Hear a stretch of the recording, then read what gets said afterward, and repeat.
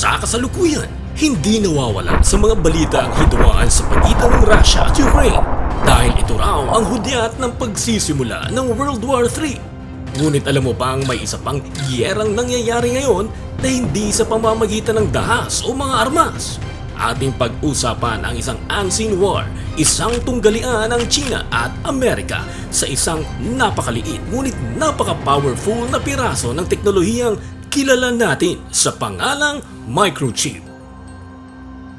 It's time, Solid Archers! Welcome to Archlight kung saan asintado ang bawat kaalaman.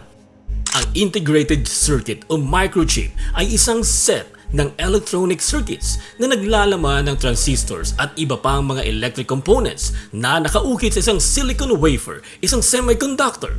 Mula sa cellphone at computer hanggang sa home appliances gaya ng ref at rice cooker, matatagpuan ang microchip dahil ito ang nagsisilbing utak ng ating mga technology devices. Halimbawa, bilang tao, ang ating utak ang nagsisilbing command center ng ating katawan.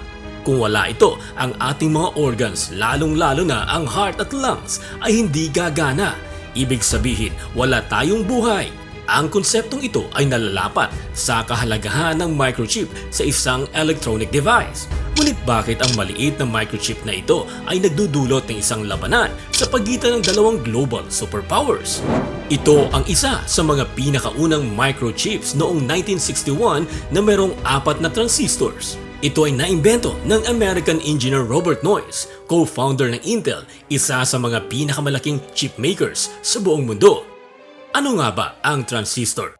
Kung ang microchip ang utak sa likod ng mga electronic devices, ang mga transistors naman ang mga nerve cells o neurons na nagpapadala ng mga electric signals sa buong device. Ang mga transistors ay may maliit na on and off switches sa loob ng iyong microchip na ginagamit ang ones at zeros na kilala bilang binary, isang lingwahe ng computing systems. Ang mga ito ay ginagamit upang palakasin, kontrolin at bumuo ng mga coordinated electric signals o pulses upang gumana ang iyong mga electronic devices.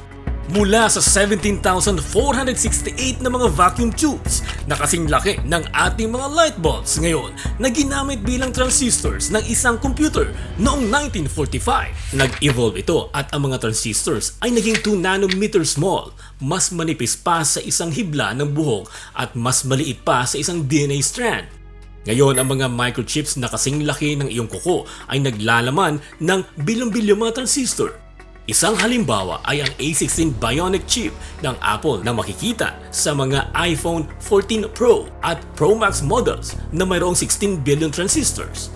The more transistors, the more powerful ang isang microchip dahil mas maraming mga kalkulasyon ang magagawa nito bawat segundo. At dahil ang Estados Unidos ang ugat ng napakahalagang innovation na ito, palagi itong nangunguna pagdating sa mga makabagong teknolohiya sa microchips. Ang US military at NASA ang pinakaunang mga organisasyong nakakagamit nitong mga pinaka-makabagong microchips. Gayunpaman, sa pagiging mas advanced nito, nagiging mas komplikado at mas magastos ang paglalagay ng mas maraming mga transistors sa mga mas maliliit na mga piraso ng silicon. Kaya ina-outsource ng United States ang paggawa ng chips sa Taiwan Semiconductor Manufacturing Company o TSMC, ang pinakamalaking chip manufacturer sa buong mundo. Hindi lamang ang Amerika ang nakinabang dito dahil matitipid nila ang bilyong-bilyong dolyar sa pag-maintain at pagpapatakbo ng mga microchip fabrication plants. Mahalaga din ito para sa Taiwan dahil umaasa ang Estados Unidos sa kanila. Kapalit nito ang kanilang proteksyon mula sa pagsalakay ng mga Chino. In fact, nang bumisita sa Taiwan si US House Speaker Nancy Pelosi noong August 2022, dala niya ang mensaheng ito. America stands with Taiwan, our democratic partner, as it defends itself and its freedom. At handa ang US na magbigay ng military assistance sa Taiwan kung kinakailangan. Sa silangang bahagi naman ng mundo, ang China ay isang rising technology superpower kasama ang mga karatig bansa nito, ang Japan at South Korea. Ang Huawei at Xiaomi ay kabilang sa mga Chinese tech giants sa pandaigdigang merkado.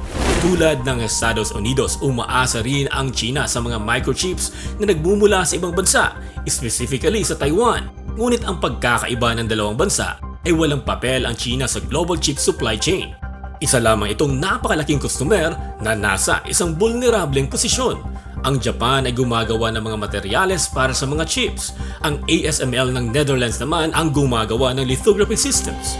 Ang TSMC ng Taiwan ang nagmamanufacture ng microchips. At ang USA ang may pinakamahalagang papel dahil sila ang nagdedisenyo, gumagawa ng mga makina at software upang magawa ang mga microchips na ito. At dahil mayroong access ang China sa mga chips na ito'y kanilang ginamit para sa development ng kanilang artificial intelligence at supercomputers upang maging mas moderno ang kanilang militar hanggang sa puntong nakita ito ng Estados Unidos bilang banta sa kanilang national security. Dahil dito, noong late 2022, ipinagbawal ng Biden administration ang pag-export ng mga microchip at ang bawat bahagi nito ay nanggagaling sa US kabilang na ang software at ang makina sa China.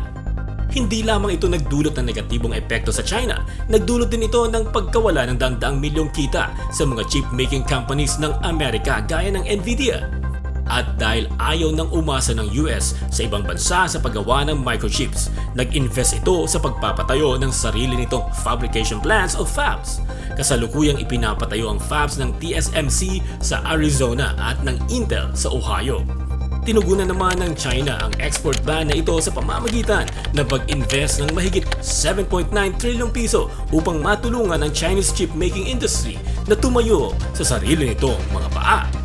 Ano sa tingin nyo, Solid Archers? Kung may nais man kayong ipahayag tungkol sa video ito, i-comment mo lamang sa ibaba. Hanggang sa muli, Solid Archers, it's time!